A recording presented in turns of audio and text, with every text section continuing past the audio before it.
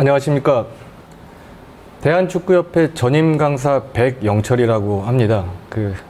기존 일정대로라면 경주 화랑대기에서 이 선생님들과 이 대면으로 좀 강의를 진행하려고 했었는데요.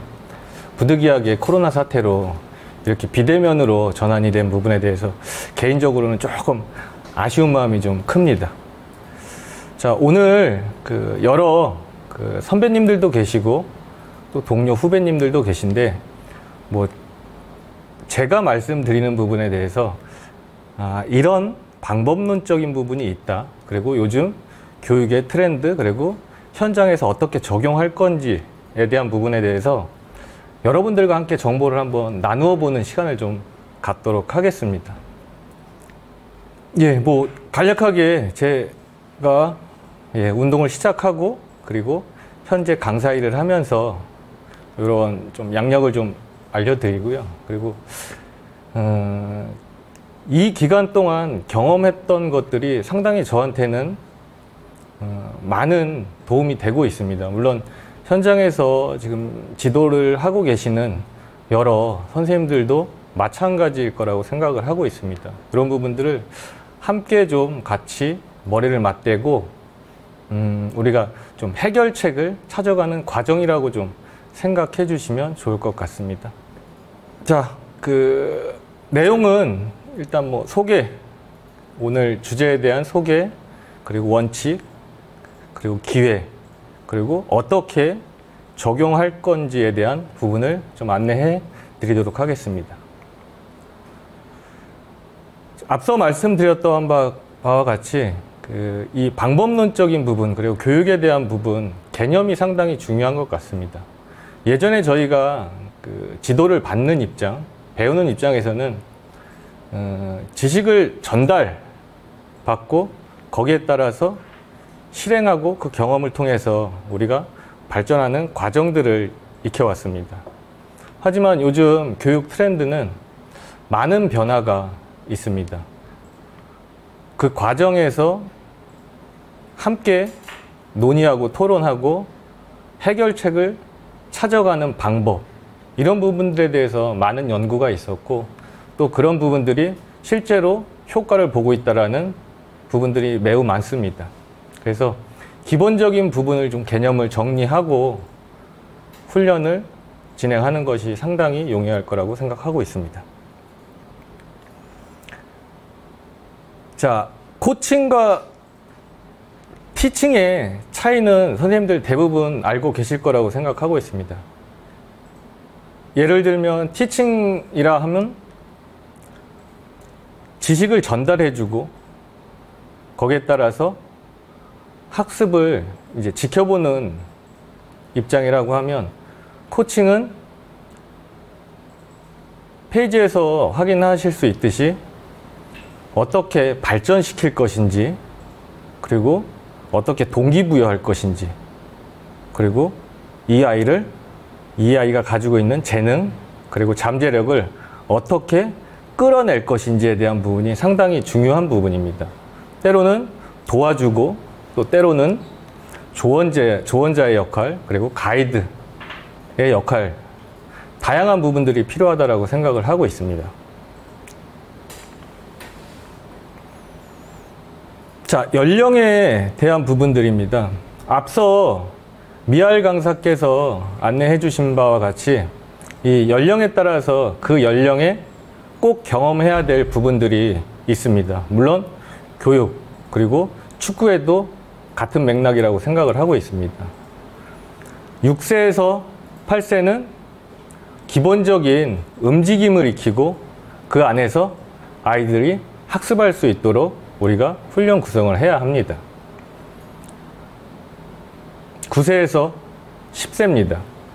기본적인 기술을 우리가 익히고 그 안에서 경기를 함으로써 선수들이 경험하고 그 안에서 해결책을 찾도록 기다려주고 도움을 주는 그 훈련 구성이 돼야 된다고 생각을 하고 있습니다.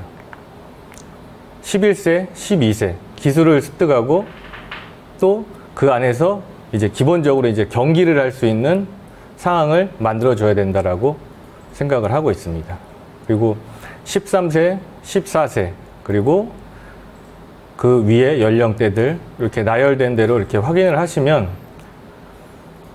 오늘 같은 경우는 12세 대상자, 12세 선수들을 지도하시는 지도자분들을 대상으로 한 그 강의를 제가 준비한 부분들입니다. 그래서 요 앞서 말씀드린 6세부터 12세 아이들이 몸으로 느끼고 그 안에서 축구 기술을 습득하고 그 축구 기술을 어떻게 피치에서 활용하고 적용할 건지에 대한 부분들입니다. 그래서 훈련의 가장 중요한 요소 중에 이 부분에 대해서 선생님들이 기억을 하시고 구성을 하시면 상당히 좋을 것 같습니다.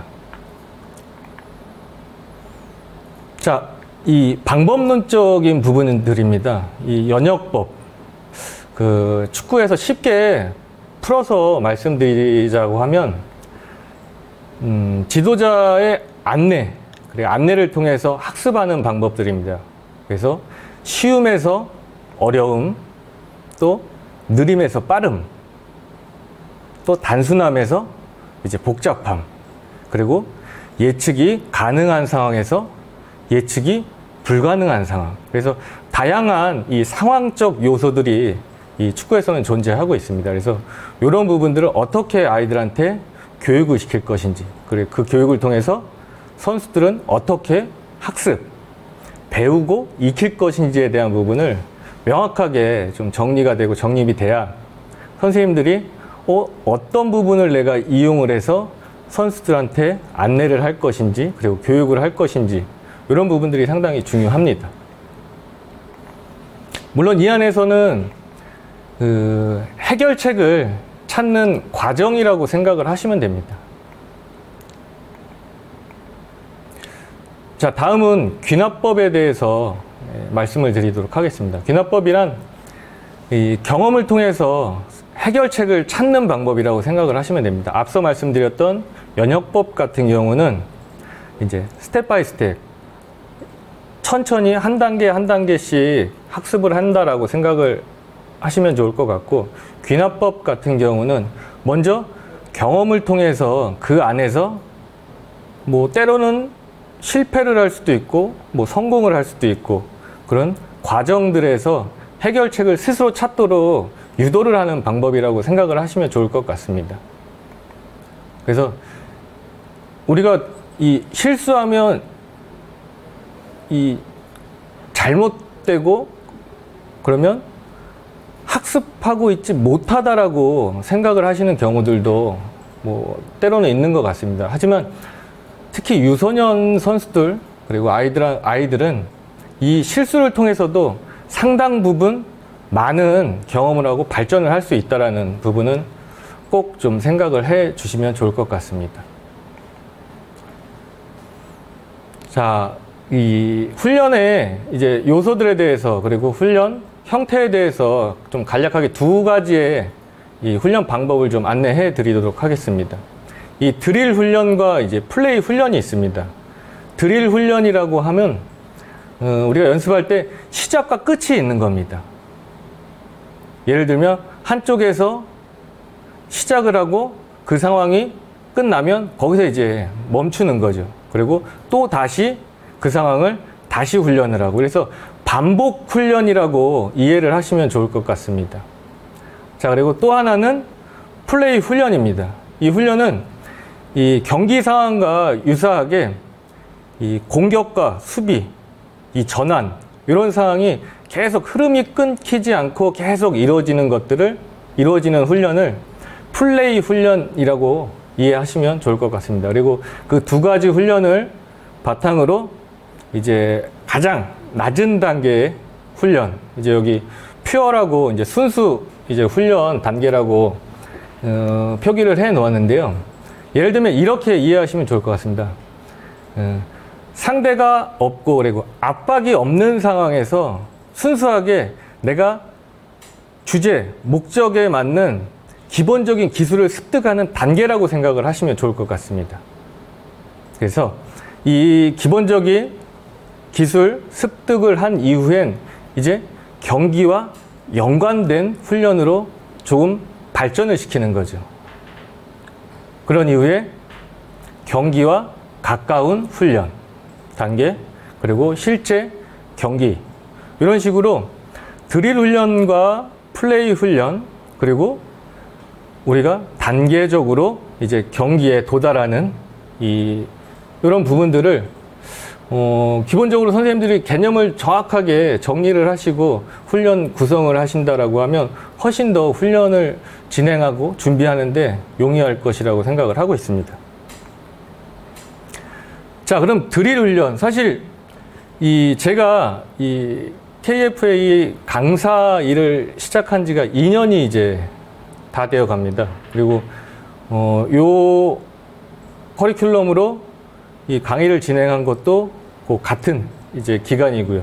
그런데 아직도 드릴 훈련과 플레이 훈련에 대한 개념 전달, 그리고 이해라든지 이런 부분들은 쉽지는 아직 않은 것 같습니다. 하지만 현장에서 제가 이렇게 진행해 본 바로는 선생님들이 처음엔 생소하고 어려웠지만 경험을 하면서 조금씩 이해를 하고 발전을 해 나가는 그 과정들을 보면서 역시 내가 어떤 주제나 과제가 있을 때 주저하고 걱정하기보다는 무언가 도전하고 실행하고 그 안에서 이 해결책을 찾아가는 부분들이 상당히 지도자한테는 도움이 되겠구나라는 좀 생각을 개인적으로는 좀 했습니다. 그래서 여러분들도 이런 부분들을 좀 잘 정리를 하셔서 적용을 하시면 훨씬 더 도움이 될 수 있을 거라고 생각을 하고 있습니다. 그래서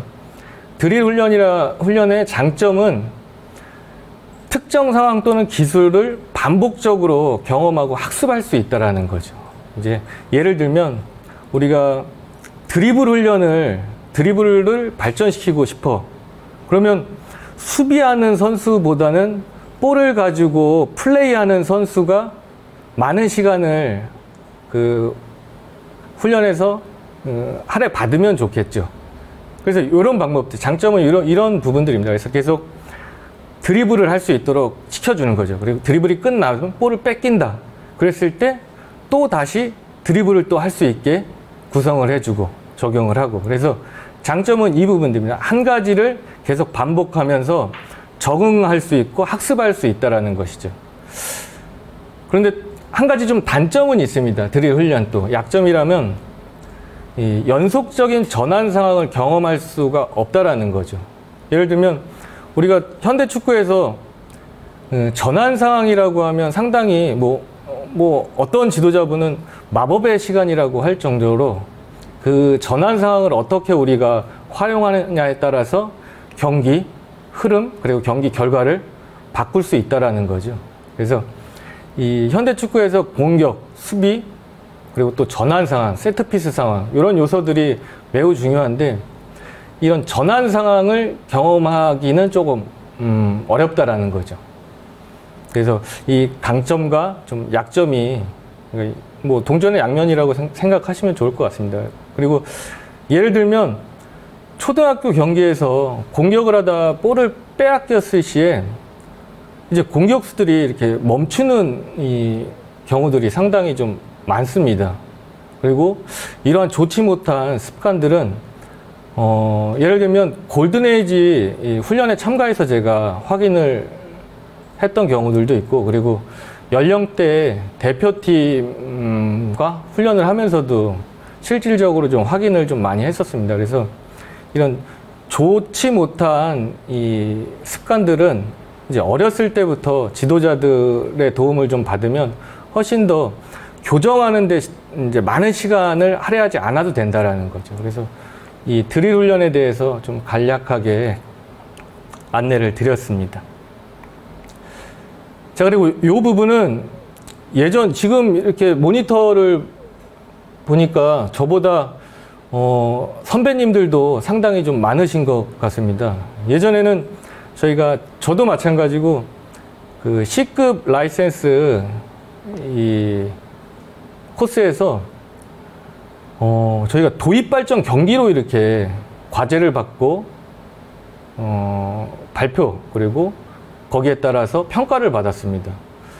그런데 2019년부터 준비를 해서 2020년도 이제 시작했죠. 2019년도부터.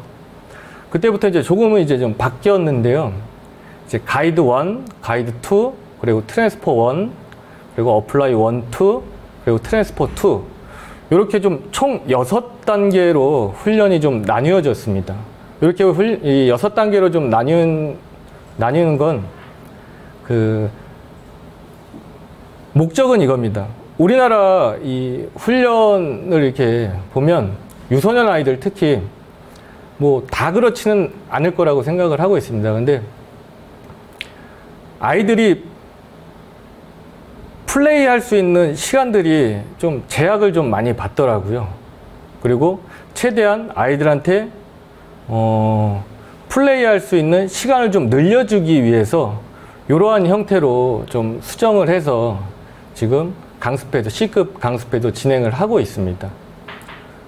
여기 페이지 보시면 이제 가이드 1에서는 이제 드릴폼 말씀드렸던 아까 안내해드렸던 이제 시작과 끝이 있는 훈련 드릴폼으로 이제 가이드 1을 준비하고 또 가이드 1 준비할 때 첫 번째는 이제 주제가 무엇인지 주제에 관련된 그리고 다양한 움직임을 습득할 수 있도록 훈련 구성이 돼야 되는 부분들 그리고 가이드 2에서는 이러한 것들을 기반으로 이제 볼과 함께 할 수 있는 훈련 구성을 준비해야 되고 그리고 트랜스포 1에선 예전에 저희가 도입 발전 경기라고 하면 이제 가이드 단계에서 이제 발전 단계로 넘어갔었는데 지금은 이 가이드 기본 기술을 안내하고 바로 경기 형태로 진행을 합니다.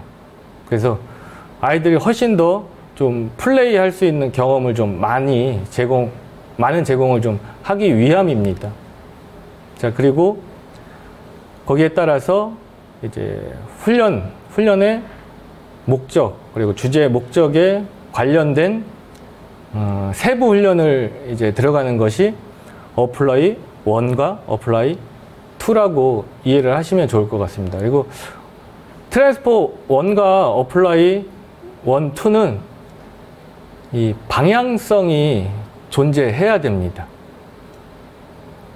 예를 들면 저희가 볼 소유를 하더라도 사각형에서 진행을 한다라는 가정을 했을 때 사각 그리드에서 이 방향성이 없다라고 하면 뭐 그 안에서 배울 수 있는 부분도 있을 거고 또 방향성을 주어진다라고 하면 선수의 바디 포지션이라든지 상황 인식이라든지 우선순위, 목적이 다를 수 있을 거라고 생각을 하고 있습니다. 그래서 어플라이 1과 2에서는 방향성이 들어가야 된다라는 말씀을 좀 드리고 싶고 그리고 마지막에 이제 실제 경기보다는 밑에 단계 트랜스포 2라고 생각을 하시면 좋을 것 같습니다. 그래서 이런 단계별 훈련이 실제 지금 C급 강습회에서 진행이 되고 있습니다.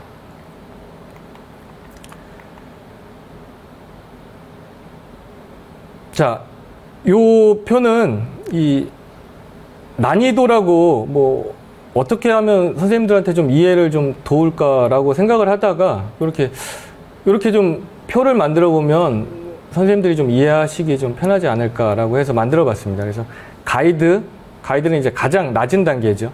기본 기술을 습득하는 압박이 적은 그리고 트랜스포 1 그리고 어플라이 그리고 트랜스포 2 그리고 마지막 게임 이런 식으로 훈련 구성을 하시면 좋을 것 같습니다. 자, 이 부분은 뭐 B급과 A급은 이렇게 기존에 진행했던 바와 같이 똑같이 진행이 되고 있습니다. 그래서 도입 발전 경기, 그러니까 가이드, 어플라이, 트랜스포 이렇게 진행이 되고 있습니다. B급과 A급은 예를 들면 저희가 B급과 A급은 또 왜 이렇게 그러면 구성을 했냐라고 물으신다면, 유소년, 이제 12세, 언더 12세 아이들은 사실 그 웜업을 하는 데 있어서, 성인만큼, 그리고 청소년들만큼 시간이 그렇게 많이, 필요하지 않다라고 생각을 하고 있습니다. 이 성장 발육에 따라서. 그런데 이제 13세 이상 이제 2차 성징기가 들어가고 그 연령대가 되면 이제 근육과 뼈도 이제 많이 성장을 하기 때문에 단계적으로 훈련을 구성하는 게 훨씬 더 용이하다라고 생각을 해서 지금 이렇게 진행을 하고 있습니다. 부상의 염려도 분명히 이 안에는 내재되어 있습니다.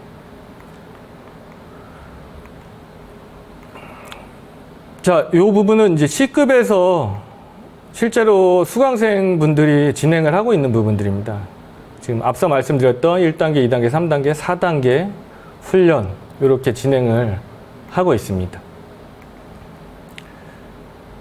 자, 그렇다면 그러면 요런 이 교육의 개념 그리고 훈련을 어떻게 구성할 것인지에 대한 것들을 우리가 정리를 했다라고 하면 그러면 선수들한테 어떤 기회를 우리가 제공할 수 있을까라는 또 고민을 또 하지 않을 수가 없습니다. 자, 그러면 선수들한테 기회를 주기 위해서 어떤 부분이 필요할까요? 자, 화면에 보시는 바와 같이 어떻게 구성할 것인지 그리고 또 어떤 규칙을 활용할 것인지가 상당히 중요합니다. 자, 핵심 개념을 우리가 한번 알아보도록 하겠습니다. 그래서 목표, 단계가 어떤지, 나이대가 어떤지, 그리고 선수의 수준이 어떤지. 여기 각 팀 선수들은 다 다를 겁니다. 개성도 있을 거고, 그리고 선수의 기본적인 기술 수준도 다 다를 거라고 생각합니다. 뭐 팀 수준도 마찬가지고요. 그래서 우리 팀 그리고 우리 선수의 분석이 상당히 중요한 것 같습니다. 그래서 그 분석을 통해서 어떻게 계획할 것인지 그리고 그 계획할 때 내용은 또 어떻게 넣을 것인지 그리고 구성 단계는 또 어떻게 실행할 것인지 그러니까 가이드 단계 그리고 적용하는 어플라이 단계 그리고 구현하는 이제 트랜스퍼 단계라고 이해를 하시면 좋을 것 같습니다. 자, 그러면 핵심 개념 정립 과정에 있어서 기본적으로 수비, 이제 축구에서 4가지 요소라고 하면 또 수비, 공격, 전환, 세트 플레이 상황이 있겠죠. 그 상황에서 조금 더 세부적으로 좀 안내를 드리자라고 하면 이제 또 수비도 우리가 볼을 빼앗기면 수비죠. 그리고 빼앗겼을 때 우리가 즉각적으로 개인 그룹 팀 즉각적으로 우리가 볼을 탈취하기 위해서 어떤 플레이를 할 것인지 아니면 우리가 즉각적인 볼 탈환이 어려웠을 때 어떻게 수비 정비를 할 것인지 그래서 압박을 할 것인지 정비를 할 것인지 다양한 요소들이 있습니다. 그리고 공격 상황도 우리가 볼을 빼앗았을 때 즉각적으로 빠르게 상대 수비가 정비되기 전에 빠르게 공격을 진행할 것인지 또 즉각적으로 우리가 공격 전환이 되지 않았을 땐 또 어떻게 볼 소유를 통해서 빌드업 할 것인지 이런 부분들을 구체적으로 세부적으로 나눠서 훈련 구성하는데 적용하면 훨씬 더 지도자로서 도움이 될 수 있을 거라고 생각을 하고 있습니다. 자, 그럼 뭐 수비 요소들을 조금 더 이미지를 보면서 구체적으로 좀 이야기를 나눠보도록 하겠습니다. 뭐 팀 전술적인 부분이 있을 거고 또 그룹적인 부분 그리고 또 개인적인 부분들. 자, 팀적인 부분들입니다. 조직적인 수비 그리고 우리 진영에서의 압박 수비, 중원에서의 압박, 또 상대편 전방에서의 압박, 또 볼을 잃었을 때 즉각적인 압박, 또 전략적으로 내려선 수비, 뭐 세트피스 상황, 다양한 요소들이 있겠죠. 자, 그리고 그룹적인 부분들입니다. 여기 백4, 백5, 뭐 물론 성인 단계에서들 많이 좀 활용을 하시는 수비 방법들이긴 한데요. 뭐 전체적으로 서로 이제 공유 정보라든지 이런 것들은 좀 같이 공유하고 논의하면 좋을 것 같아서 같이 좀 넣어봤습니다. 그리고 측면에서 수비, 그리고 중앙에서의 수비, 그리고 2대1 협력 수비, 그리고 페널티 박스 안에서의 수비, 그리고 그룹 전술의 모든 압박 상황. 그래서 다양한 요소들이 존재하고 있습니다. 축구 내에서. 그리고 이제 개인적인 전술입니다. 중앙에서의 1대1 수비, 그리고 측면에서 1대1 수비, 그리고 경기 상황에서 수적으로 이제 열세인 상황. 뭐 물론 때론 우리가 수적으로 우위인 상황도 존재하겠죠. 자, 그리고 중앙에서의 1대1 수비 안에서도 또 그 안에서도 또 세부적으로 또 나눠볼 수가 있겠죠. 상대가 등을 진 상황에 우리가 1대1 수비 상황이 있을 거고, 또 상대와 정면으로 마주보는 상황이 또 있을 거고, 또 어깨를 나란히 하고 측면에서 수비할 수 있는 상황이 또 존재하겠죠. 그래서 이 축구 경기 안에서 공격, 수비, 전환, 세트피스 상황, 이 네 가지 요소 외에도 팀적인 부분, 부분적인 부분, 그리고 개인적인 부분, 너무도 다양한 요소들이 존재하고 있습니다. 그래서 이 훈련들을 뭐 다 하면 너무 좋겠죠. 근데 이 부분들을 어떻게 우리 팀의 수준에 맞게, 우리 선수들 수준에 맞게 선택을 해서 구성을 할 것인지는 선생님들의 몫인 것 같습니다. 그리고 그 언더 12세 같은 경우는 팀 전술에 시간을 할애하는 거는 저는 뭐 이렇게 권장하고 싶지는 않습니다. 뭐 앞서 미하엘 강사께서도 말씀하셨던 바와 같이 그 연령대에 꼭 배워야 할, 꼭 학습해야 할 것들을 좀 더 많은 시간을 좀 할애해서 우리가 준비를 하면 훨씬 더 학생 선수들한테 도움이 될 수 있을 거라고 생각을 하고 있습니다. 자, 이번에는 공격에 대한 요소를 좀 간략하게 좀 말씀드리도록 하겠습니다. 자, 우리가 이 측면에서 이 크로스에 의한 공격, 득점을 하기 위한 기회 창출이 있겠죠. 뭐 골 엔드라인까지 치고 들어가서 꺾어주는 컷백, 크로스가 있을 수도 있고, 예를 들면 상대 수비가 정비되기 전 빠른, 그러니까 크로스로, 얼리 크로스로 득점을 하는 방법도 존재할 것이고, 또 상대가 정비된 이후에 또 크로스, 레이트 크로스 같은 경우 뭐 다양한 크로스도 있겠죠. 뭐 예를 들면 예전에는 그 아웃스윙의 크로스들이 많았었죠. 그러니까 뭐 아웃스윙이라고 하면 골대에서 이제 좀 벗어나는 이제 크로스를 이야기합니다. 근데 요즘 현대 축구에서는 인스윙으로 해서 골대 안으로 들어가는 크로스를 좀 많이 하죠. 성인 팀들도 마찬가지고. 그래서 그 크로스 한 가지도 너무 다양한 훈련 그리고 기술이 존재한다라는 부분들입니다. 자, 그리고 뭐 중원, 그 존 퍼틴 지역이라고 뭐 많이들 말씀을 하시는데 중앙에서의 이제 콤비네이션입니다. 그래서 뭐 슈팅을 할 수도 있고 조합 플레이를 통해서 득점 기회를 창출할 수도 있고. 자, 요 중앙 지역 4번 같은 경우는 이제 볼 소유 지역이죠.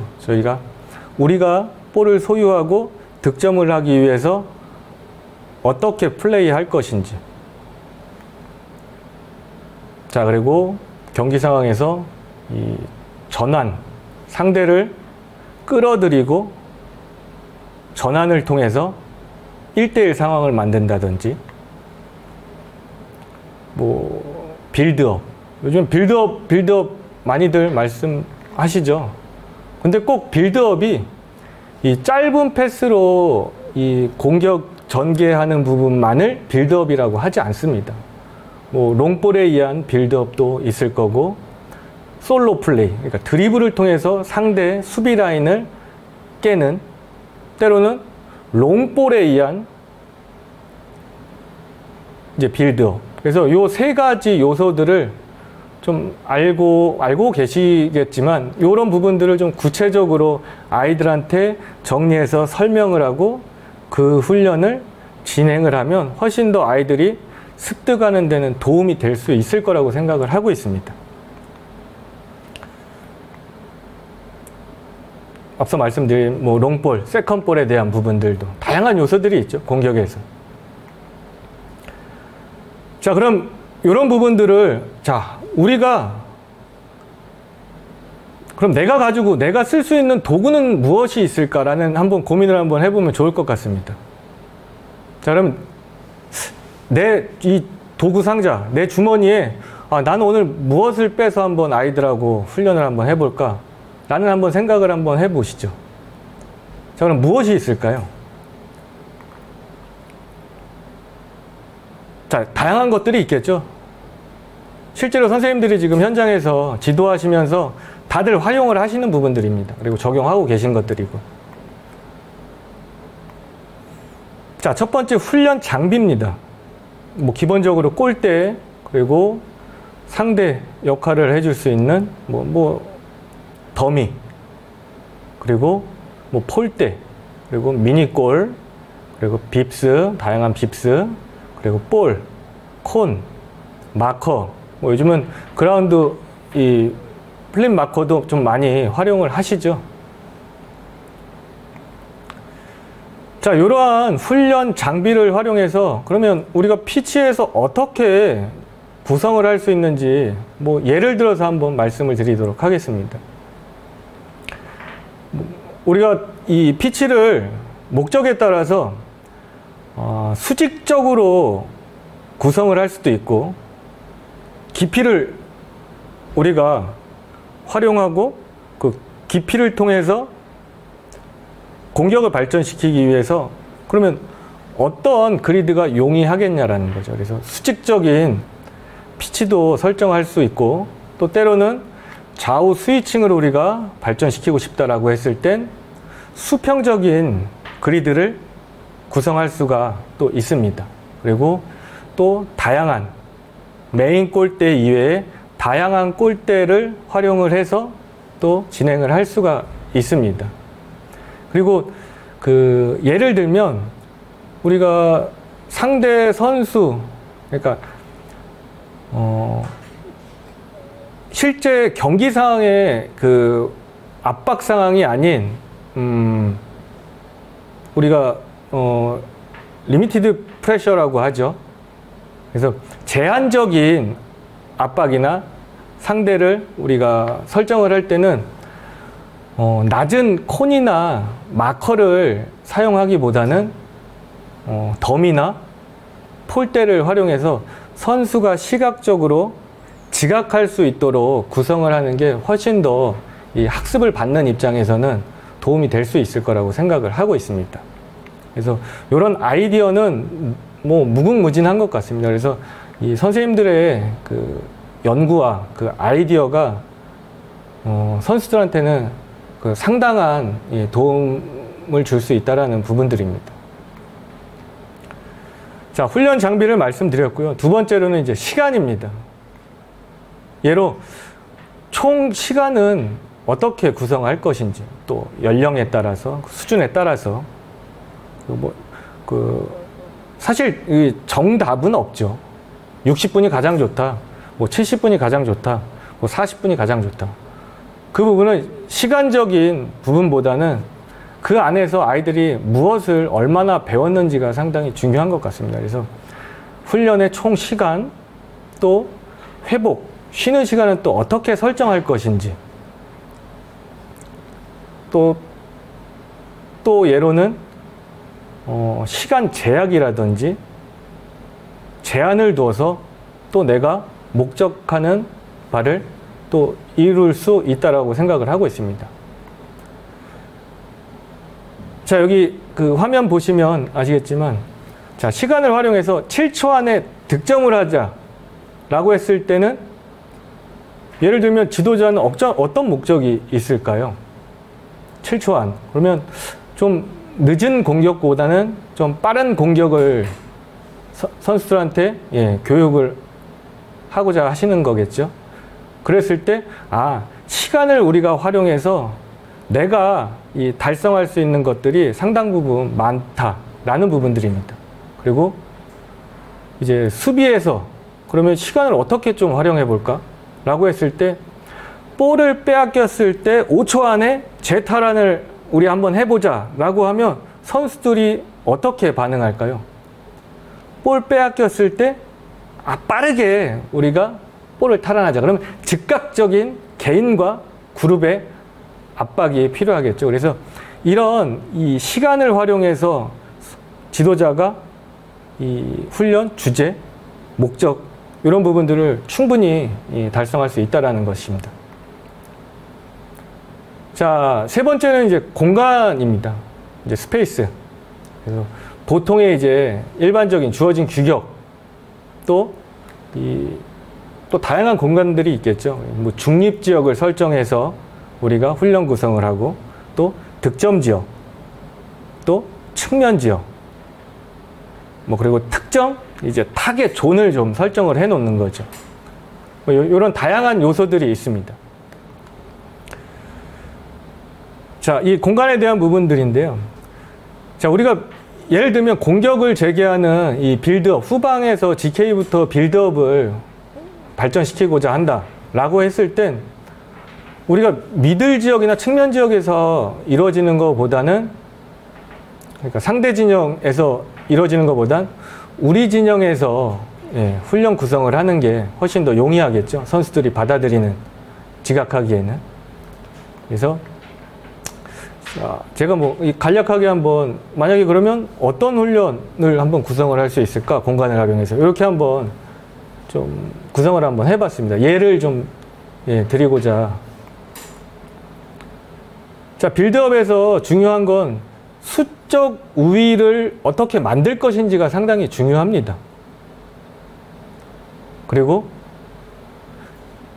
지역을 어떻게 올라갈 것인지, 올라갈 것인지, 이런 부분들을 선수들이 경험하고 학습을 해야 됩니다.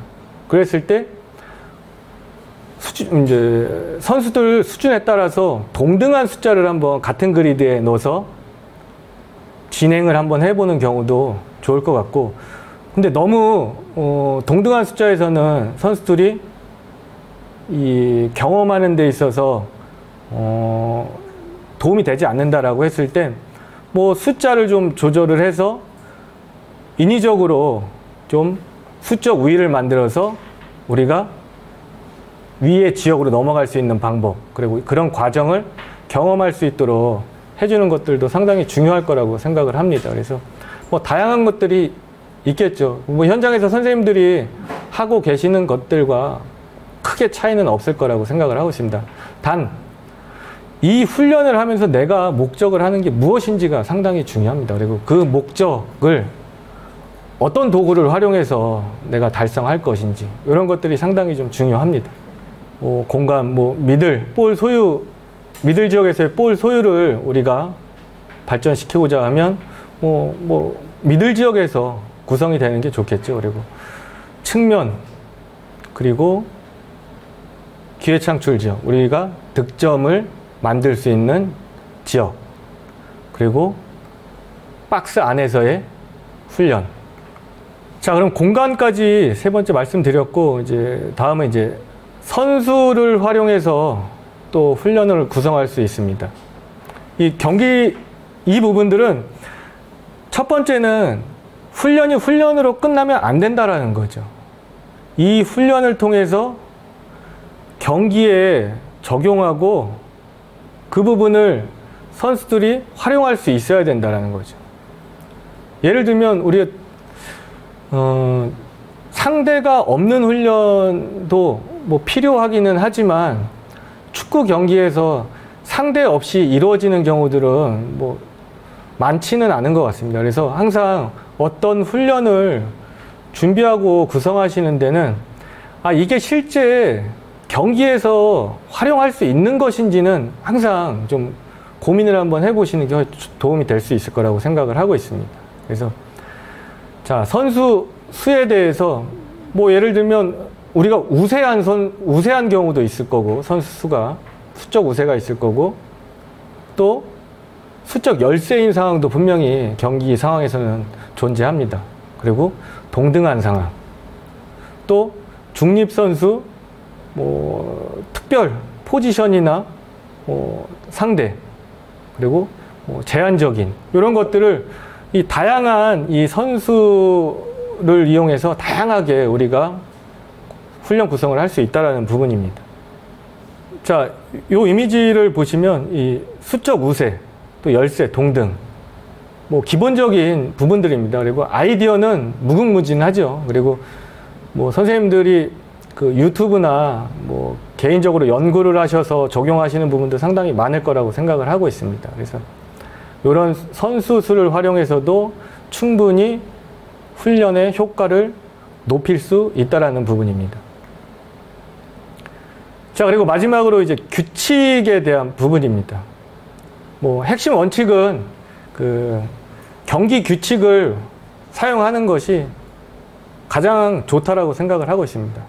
그리고 훈련 주제에 필요한 경우에는 예외적인 규칙 적용도 좋다. 자, 이 방법 중에는 특정 횟수, 패스 성공을 좀 둔다든지, 선수 볼 터치 수를 제한한다든지, 그리고 특정 점수에 추가 점수를 부여해서 또 동기부여를 한다든지, 크로스나 헤딩 이런 부분들이겠죠. 그리고 득점 후 득점팀 공격권 유지, 이렇게 해서 베네핏을 좀 주면 훨씬 더 훈련함에 있어서 동기부여를 주는데 훨씬 좀 도움이 될 수 있을 거라고 생각을 합니다. 뭐 예를 들면 오늘 드리블, 상대 진영에서 드리블을 권장하고 아이들이 학습을 좀 했으면 좋겠다라고 했을 땐 뭐 간단하게 드리블 라인을 설정을 해 놓는 거죠. 그래서 드리블 라인 통과 후에만 슈팅과 득점이 가능하다, 이런 설정을 해 놓는다라고 하면 강제적으로 해도 아이들은 그 상황에서 드리블을 할 수밖에 없겠죠. 또 패스 통과 후 득점이 가능하다라고 했을 때 어찌됐든 아이들은 패스에 대한 부분을 생각하고 실행할 수밖에 없을 것입니다. 그래서 이렇게 해 저렇게 하라는 게 아니고 훈련 구성을 통해서 충분히 선수들은 다양한 경험을 할 수 있다는 것입니다. 뭐 앞서 말씀드렸던 바와 같이 뭐 크로스에서 헤딩 득점은 뭐 2점을 준다든지 뭐 다양한 요소들이 있겠죠. 그리고 그 한 가지 더 말씀드리고 싶은 얘기는 이제 현실성이 좀 훈련 구성에서 있어야 된다는 거죠. 아무리 그 디자인이 좋더라도 그 훈련이 현실성이 떨어진다든지, 또 연계성이 떨어진다든지, 뭐 점진성이 좀 부족하다든지 하면 분명히 훈련을 진행하는 데 있어서 애로사항이 좀 분명히 생길 거라고 생각합니다. 그래서 다양한 요소들을 고려하셔서 훈련 구성을 하시는 게 중요합니다. 지금까지 이론에 대한 부분, 그러니까 우리가 지도자가 책상에 앉아서 할 수 있는 것들을 지금 저희가 같이 이야기를 나눠보았고요. 자, 그러면 지금 우리가 노트북으로 만들었던 걸 실제 사용을 해야 되잖아요. 실기에 어떻게 적용할 건지에 대한 부분을 좀 같이 이야기 나눠보도록 하겠습니다. 거기에 앞서 그 퀴즈 시간을 좀 가져보도록 하겠습니다. 요즘엔 이 강사가 이 수강생 분들께 일방적으로 이렇게 정보 전달하는 것보다는 같이 이제 참여하는 부분들이 훨씬 더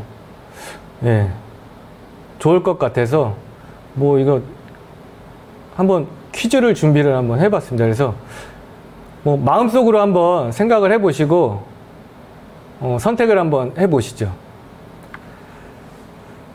자, 첫 번째, 학습은 가르침의 자동적인 결과물이다. 자, 한번 생각을 한번 해보시고 체크를 한번 해보세요. 자, 학습은 가르침의 자동적인 결과물이다. 자동적으로 가르치면 이건 자동적으로 배운다 라고 생각하시면 O 아니면 X입니다. X라고 합니다. 자, 두 번째입니다. 사람들은 다양한 방식으로 배운다. 자, 조금 빨리빨리 넘어가도록 하겠습니다. 자, 답은 O. 자, 대다수의 사람들은 무엇을 해야 하는지, 어떻게 해야 하는지 지시를 받을 경우에만 잘 배울 수 있다. 자, X입니다. 자, 다음 문제입니다. 학습은 오직 학습 과정이나 워크숍에서만 이루어진다. 그러니까 학습은 학습 과정이나 이런 워크숍 또 이런 보수 교육에서만 이루어진다. 자, X입니다. 자, 다음은 사람들은 자신의 학습에 책임이 있다. O입니다. 자, 학습은 지식과 기술을 새로운 상황에 적용, 응용시킬 수 있는 것이다. 문구가 어렵지는 않으시죠? 다들 이해는 되시는 거죠? 모니터에 한 몇 분 이렇게 봤는데 웃고 계시는 분들도 계시고 뭐 개인적으로 뭐 바쁘셔서 자리에 안 계신 분들도 계시고 한데 선수들이 내 질문에 대답할 수 있을 때 배웠다는 것을 알 수 있다. 자, X입니다. 자, 사람들은 배울 때 강요받거나 떠밀려서 할 필요가 없다. 자, O입니다. 자, 학습은 행동이나 수행의 비교적 영구적인 변화로 증명된다. 요 부분은 좀 문구가 조금 이해하기가 어려우신가요? 학습은 행동이나 수행의 비교적 영구적인 변화로 증명된다. 자, O입니다. 자, 다음 문제입니다. 사람들은 스스로 배우는 법을 배울 필요가 있다. O입니다. 자, 선수들이 훈련에서 내가 보여준 것을 똑같이 따라할 때 이 선수는 배웠다는 것을 알 수 있다. 고개를 이렇게 심하게 저으시는 분들도 계시네요. 예, 맞습니다. X입니다. 선수들이 훈련과 경기 평가를 성공적으로 수행했을 때 배웠다는 것을 알 수 있다. 경기 평가를 성공적으로 수행했을 때 배웠다는 것을 알 수 있다. X입니다. 자, 총 12문제였습니다. 제가 저도 똑같이 보수교육을 외국인 강사께서 하실 때 똑같은 질문을 받아서 저도 한번 문제를 풀어봤었는데요. 저는 좀 많이 틀리더라고요. 근데 여기 선생님들 한 8개, 10개 이상 맞히신 분들은 아주 좋은 현재 지도자고 앞으로 큰 발전이 있을 거라고 생각을 합니다. 자, 그러면 이제 훈련 구성하는 부분들에 대해서 이제 실제로 한번 어떻게 적용할 수 있는지, 피치에서 적용할 수 있는지 예를 들어서 좀 한번 안내해 드리도록 하겠습니다. 자, 제가 그러면 만약에 지도자라고 했을 때, 오늘 훈련 주제는 플레잉 투게더, 그러니까 함께 어린 선수들이 함께 축구를 할 수 있도록, 함께 경기를 할 수 있도록 준비를 해봐야겠다. 공격적인 부분에서. 그래서 이렇게 한번 구성을 해봤습니다.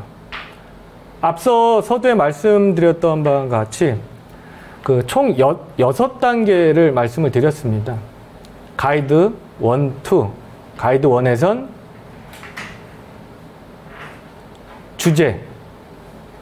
주제에 관련된 다양한 움직임을 선수들이 경험할 수 있도록 하는 훈련들입니다. 그래서 뭐 볼을 가지고 할 수도 있고 또 볼 없이 할 수 있는 훈련들도 있겠죠. 그래서 요 부분은 상대의 압박이 없는 상황입니다.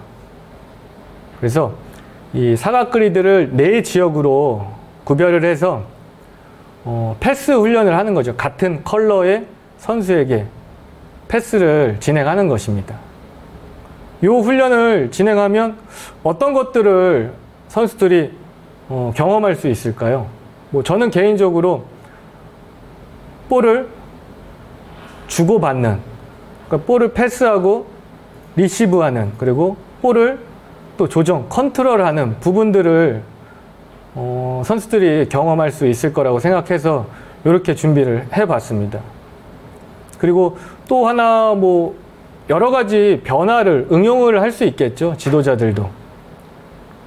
같은 컬러의 선수한테 패스를 하는 경우도 설정을 할 수 있고, 또 다른 지역의 다른 컬러 선수한테 또 패스 연결을 할 수도 있고,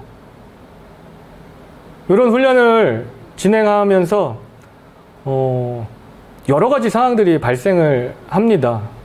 내가 볼을 받기 위해서 어떻게 움직일 것인지, 공간을 어떻게 만들 것인지, 그 한 지역 안에서도 내가 볼을 받을 수 있는 공간과 각도가 존재할 것이고, 내가 볼을 받을 수 없는 상황이 분명히 존재할 것입니다. 그래서 이런 상황을 설정해 놓으면 선수들이 스스로 이 훈련을 함에 있어서 그 과정에서 해결책을 좀 찾는 부분을 저는 선수들을 좀 지도하고자 이렇게 설정을 했습니다.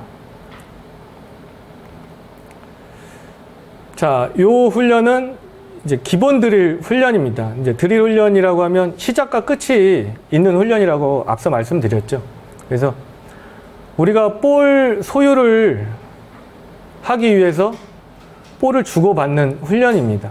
그래서 3대1 상황, 4지역에서 3대1을 진행을 하는 부분입니다. 그래서 볼을 언제, 어디서 어떻게 소유하고 패스할 것인지, 그리고 내가 볼을 받을 수 있는 각도를 어떻게 만들 것인지, 이런 부분들입니다. 자, 그리고 이 훈련은 경기에 관련된 드릴 훈련입니다. 예를 들면 오늘 훈련 주제가 플레잉 투게더입니다. 볼을 어떻게 소유하고 함께 어떻게 플레이할 것인지를 선수들이 배울 수 있는 훈련이죠. 그래서 요 훈련은 예를 들면 요 가이드 훈련은 방향성은 없는 지금 훈련이죠. 그러니까 어느 쪽이 공격이고 어느 쪽이 수비인지 방향성이 없는 부분이죠. 자, 요 훈련은 어떻게 진행이 되죠? 이제 골을 설정을 해놨죠. 골을 2개 설정을 해놨습니다. 그러면 선수는 당연히 공격과 수비에 대한 부분을 생각을 해야 될 것입니다. 그리고 상대 수비수가 있고 압박이 있는 상황입니다.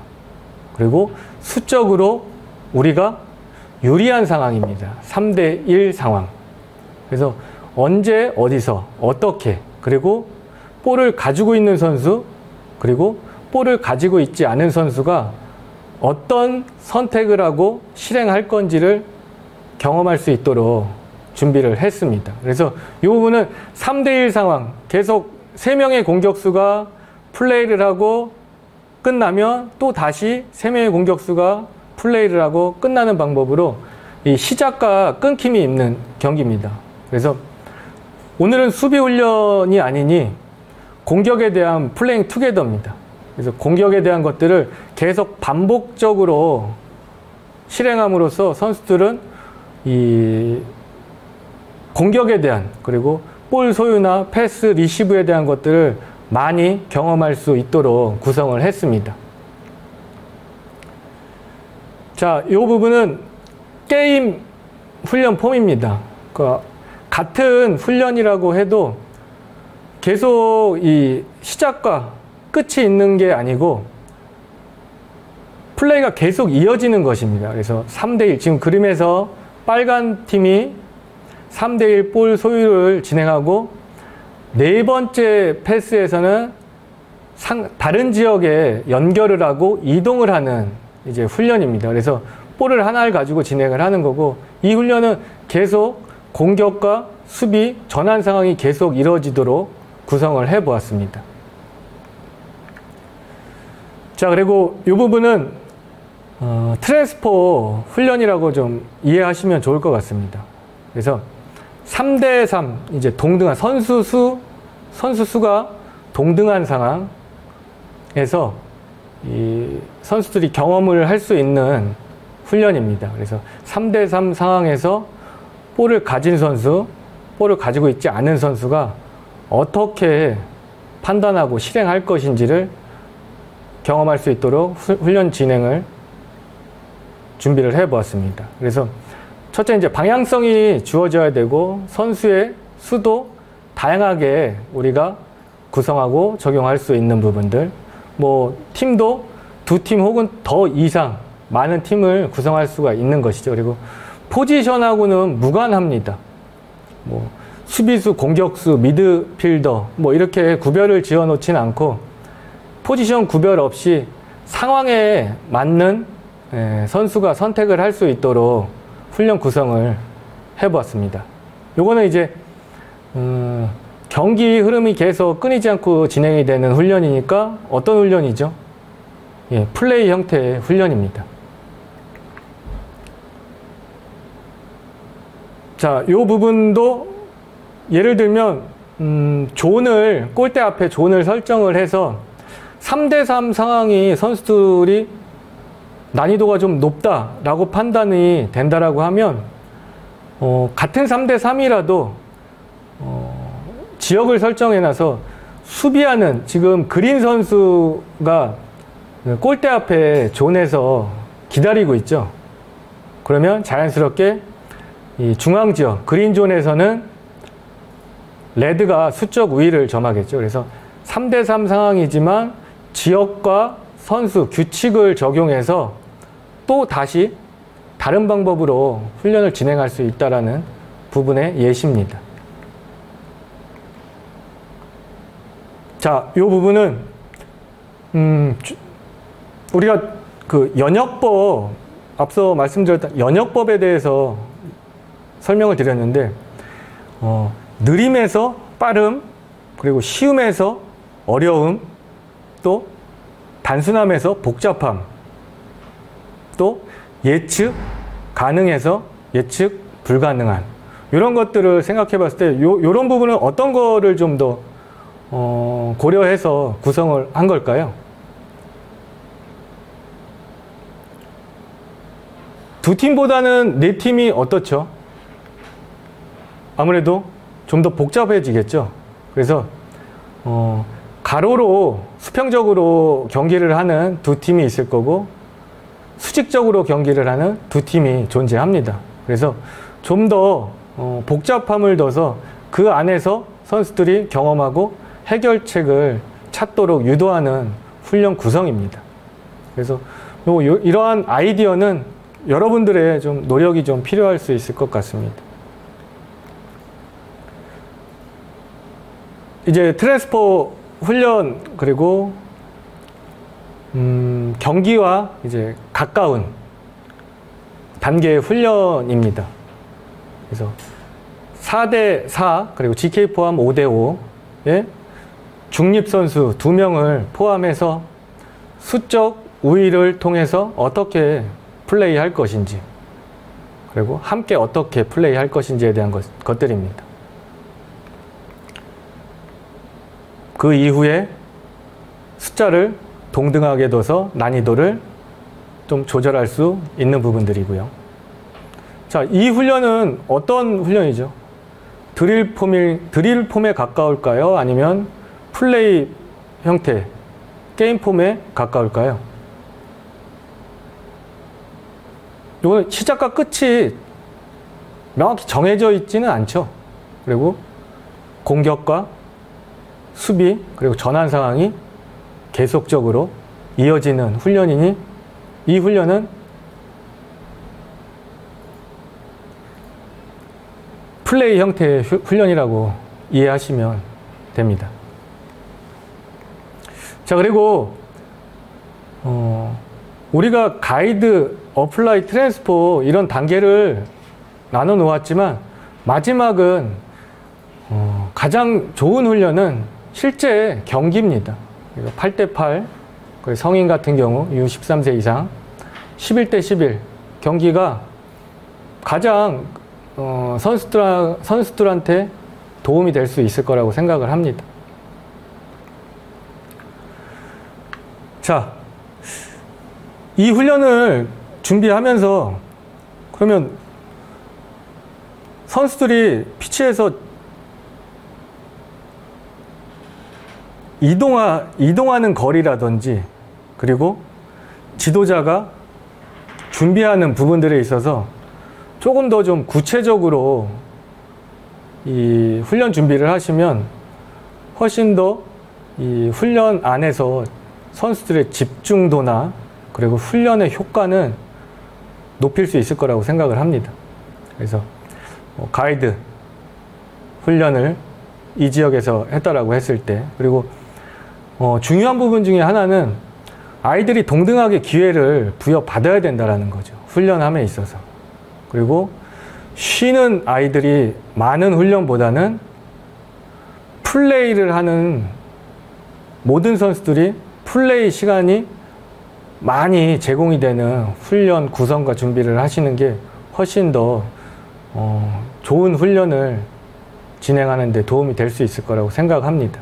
그래서 한 선수도 쉬지 않고 동등하게 훈련의 기회를 제공할 수 있도록 이렇게 구성을 하시면 좋을 것 같습니다. 그래서 가이드, 그리고 한 가이드도 인원수에 따라서 한 그룹으로 하는 것보다는 인원수가 많으면 2그룹, 더 많으면 3그룹.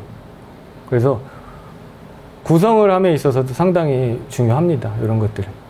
그리고 트랜스포도 준비했다라고 하면 또 이제 어플라이는 또 어떻게, 어느 지역에서 준비할 것인지, 그리고 아이들은 쉬는 시간은 어느 지역에서 쉬고 어디서 또 바로 훈련을 진행할 것인지, 그리고 마지막에 트랜스포2는 어디서 훈련을 할 것인지. 그러니까 이런 이 디테일함이 매우 중요합니다. 자, 그럼 마지막으로 이런 부분들. 자, 그럼 코칭은 어떻게 해야 되냐? 아이들, 예를 들면 문제점이 있을 때 그러면 어떻게 우리가 도움을 줘야 되냐? 이런 부분들입니다. 그래서 순서를 좀 말씀드리도록 하겠습니다. 첫 번째, 훈련 목적 설명입니다. 훈련의 목적과 방법을 선수들이 충분히 이해할 수 있게 정리해서 전달해야 됩니다. 자, 그 안에 선수 구성은 어떻게 진행할 것인지, 지역, 그리고 참가자, 선수들의 숫자, 그리고 목적, 규칙, 장비 등 적절하게 활용을 하셔야 됩니다. 자, 그랬다라고 하면 어떻게 해야 되죠? 이제는 시작을 진행을 하셔야겠죠. 언제, 어디서, 무엇을 어떻게, 그리고 전략적이고 계획적인 장소와 방향을 가지고 가야 된다. 자, 그럼 훈련을 시작하고 나서 지도자 능력 중에 뭐 다양한 부분들이 중요하죠. 근데 대부분의 지도자분들이 이 관찰력에 대한 부분을 상당히 강조를 많이 하십니다. 이 부분은 그 유소년 지도자뿐만이 아니고 이제 성인 레벨의 지도자들도 상당히 강조를 하시는 부분들입니다. 그래서 관찰력이 중요합니다. 지도자에게는. 그래서 관찰을 할 땐 어떠한 요소들을 관찰할 것인지, 우리 주제에 관련된, 그리고 선수 개인의 심리적인, 기술적인, 체력적인, 그리고 우리 개인, 팀의 개인과 그룹과 팀에 대한 부분. 그러니까 세부적으로 관찰이 필요합니다. 자, 다음 단계는 그 관찰을 통해서 문제점을 파악하는 단계입니다. 자, 기술적인 문제인지, 의사소통, 그리고 타이밍은 적절한지, 그리고 선수가 정확하게 오늘 훈련의 목적을 이해하고 있는지, 그리고 상황에 대한 부분을 인식하고 있는지, 그리고 기술적인 문제인지 체력적인 문제인지, 이런 것들을 파악을 하셔야 됩니다. 자, 문제점이 발견됐다라고 하면 우리가 수정을 하기 위해서 중단을 해야겠죠. 그래서 모든 선수가 이해할 수 있도록 신호가 들어가야 되고, 가장 적절하지 못한 순간에 또 너무 많은 지도자의 너무 많은 개입으로 선수들의 플레이 시간을 빼앗는다라고 하면 그것 또한 좀 지양해야 될 부분이라고 생각을 합니다.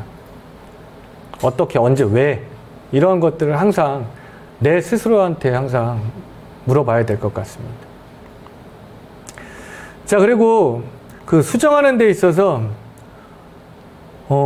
아이들이 플레이하다 우리가 교정을 해주는 상황에서 저도 이제 경험을 한 부분들인데요. 너무 오랜 시간을 가지고 디테일하게 피치 안에서 설명을 해주다 보면 훈련의 그 흐름이 끊길 수가 있습니다. 그래서 이런 이론적인 부분들은 훈련 전 미팅 시간이나 개인적인 상담을 통해서 디테일한 부분들을 좀 설명을 좀 해주시고, 경기장에서는 좀 명확하고 심플하게 그 핵심적인 부분만 탁 전달을 해주고 바로 또 플레이를 시키는 것이 선수들이 학습하는 데 훨씬 더 도움이 될 수 있을 거라고 생각을 합니다. 자, 그리고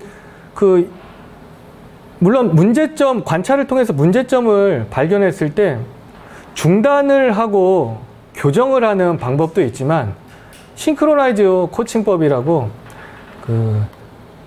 예를 들면 중단을 하지 않고 이제 플레이를 하면서 이름을 부른다든지, 아니면 팀만의 약속된 단어를 통해서 신호를 준다든지 해서 선수가 스스로 그 상황을 판단하고 교정할 수 있는 방법도 있습니다. 그래서 꼭 문제점이 발견됐다고 스톱하고 장시간 이야기하는 것보다는 경기 흐름, 그리고 훈련의 흐름을 끊지 않도록 계속 유도하면서 코칭을 하는 방법도 권장을 하는 부분입니다. 자, 그러고 난 이후엔 선수가 반복을 해서 이제 리허설을 할 수 있도록 교정을 했으며, 그 상황을 실제 상황과 똑같이 다시 한번 실행할 수 있도록 기회를 제공해 주시고,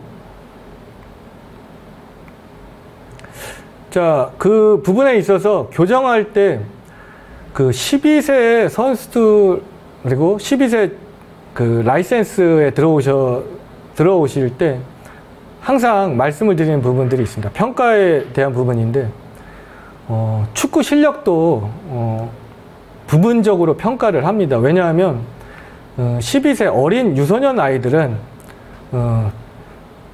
청각적인 부분도 분명히 학습을 할 수 있지만 청각적인 부분보다는 이 시각적인 부분을 활용해서 정보를 얻고 학습을 하는데 훨씬 더 용이합니다. 그래서 정확한 유소년 지도자는 정확한 시범 능력이 필요하다라는 거죠. 그래서 이런 시범을 통해서 선수가 교정이 되고 리허설을 하고 재시작을 함으로써 이런 코칭 프로세스가 이루어집니다. 그래서 마지막은 이제 평가를 하는 단계로 이제 진행을 합니다. 그래서 이런 것들이 매 순간 그리고 매일 해마다 계속 반복되면서 이 선생님들만의 이제 지도, 철학, 방법론적인 부분들 그리고 선생님들의 방향, 팀의 방향 이런 것들이 설정이 되고 발전이 될 수 있을 거라고 생각을 합니다. 뭐 짧은 시간이지만 선생님들하고 이런 축구에 대한 부분을 함께 이야기 나눌 수 있어서 저 개인적으로는 상당히 감사한 시간이었고요. 개인적으로 선생님들께도 이런 정보들이 좀 도움이 되셨으면 하는 바람입니다. 제가 준비한 내용은 여기까지고요. 혹시 이 강의 통해서 궁금하신 부분 그리고 강의 내용에서 요거는 나는 다른 생각을 가지고 있는데 라는 부분이 있으면 질문 통해서 답변 드리도록 하겠습니다. 고생 많이 하십시오.